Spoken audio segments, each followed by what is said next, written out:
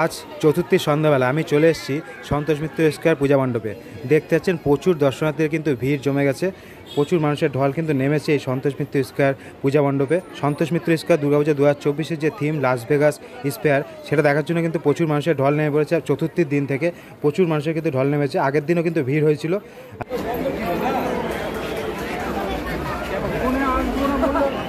সব বন্ধুরা মণ্ডপের কাছাকাছি চলে এসেছি, এবার কিন্তু দেখার পালা Santosh Mitra square Las Vegas স্পেয়ারের যে থিম সেটা কেমন হয়েছে, 11D শো কেমন লাগছে সেটাই কিন্তু দেখার পালা, এবং আপনাদের সাথে সেটা শেয়ার করব।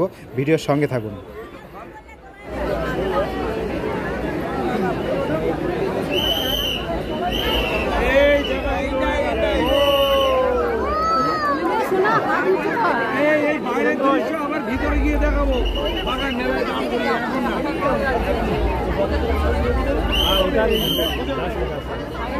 সত্যি দুর্দান্ত করেছে লাস ভেগাস স্পেয়ার যে থিম সন্তোষ মিত্র স্কয়ারে, সেটা কিন্তু সত্যি দুর্দান্ত লেগেছে আমার কাছে।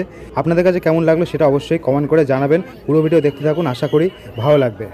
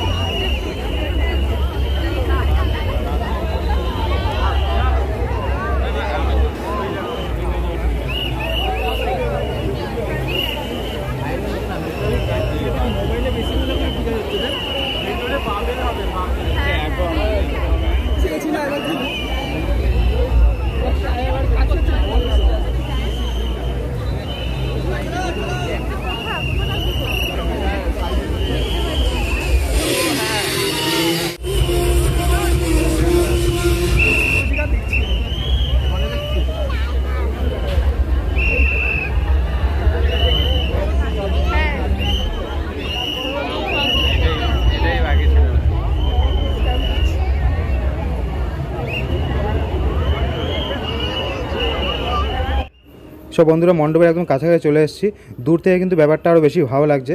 এবার চলুন মণ্ডপের ভেতরে যাওয়া যাক। সত্যি কিন্তু অনেক ভিড় হয়েছে চতুর্থ দিন এই সন্তোষ মিত্র স্কয়ারে। এবার চলুন ভেতরে যাই, ভেতরে গিয়ে আপনাদের দেখাই ভেতরের কাজটা কেমন হয়েছে।